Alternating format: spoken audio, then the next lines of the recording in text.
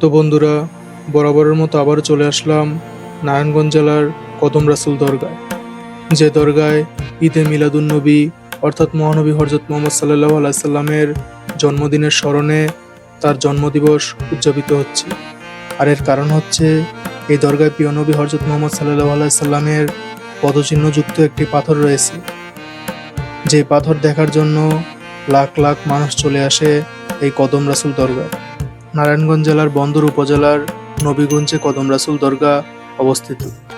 কদম শব্দের অর্থ পা এবং রসুল শব্দের অর্থ আল্লাহর প্রেরিত রসুল। কদম রাসুল দরগা মহানবী হজরত মোহাম্মদ সাল্লাল্লাহু আলাইহি সাল্লামের কদম মোবারকের চিহ্নিত সংবলিত একটি পাথর আছে, এবং এজন্যই এই দরগার নামকরণ করা হয়েছে কদম রাসুল দরগা। প্রচলিত আছে যে মহানবী হজরত মোহাম্মদ সাল্লাল্লাহু আলাইহি সাল্লাম মিরাজের রাতে বোরাকে ওঠার পূর্বে পাথরে তার পায়ের কিছু ছাপ অঙ্কিত হয়। পরবর্তীতে সাহাবীগণ পদচিহ্ন পাথরগুলো সংরক্ষণ করে বলে অনেকে দাবি করে।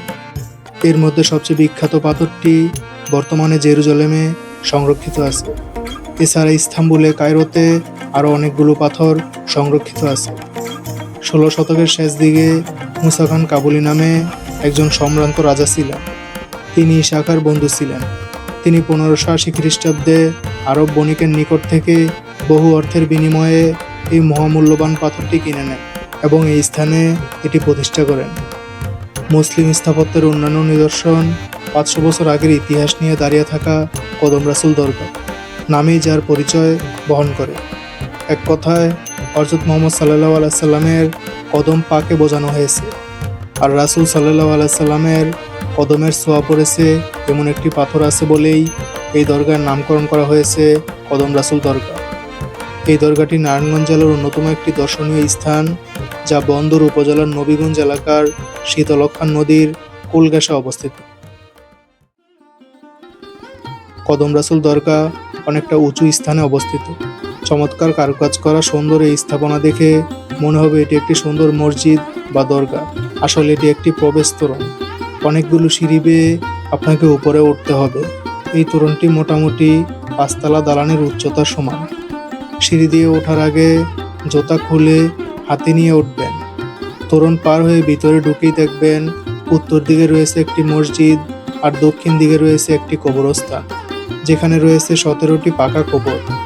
এই দুয়ের মাঝে আছে ছোট একটি সাদা পাথরের এক গম্বুজ বিশিষ্ট মাজার।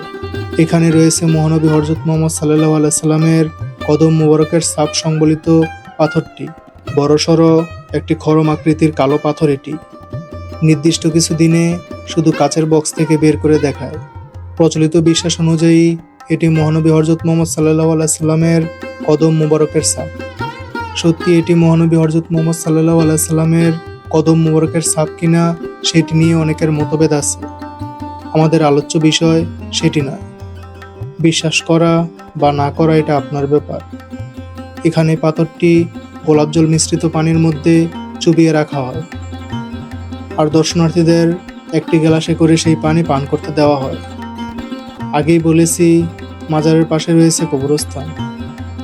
কবরস্থানের ভিতরে রয়েছে বিশাল বড় কাঠগোলাপের গাছ। সেই কাঠগোলাপের গাছের একটি ডালে মহিলারা আজমি শরীফের লাল হলুদ সুতা বাঁধেন কোনো মানত করে। অনেক মানুষ এখানে সুতা বাঁধে, আবার অনেক মানুষ গোলাপ জল ছিটায় এবং মোমবাতি আগরবাতি জ্বালায়। কোনো একটা মনোবাসনা পূরণের নিয়ত করে এই সুতা বাঁধা হয়। তাদের বিশ্বাস এতে করে তাদের মনোবাসনা পূরণ হয়ে যাবে। কতই না বিচিত্র মানুষের মন।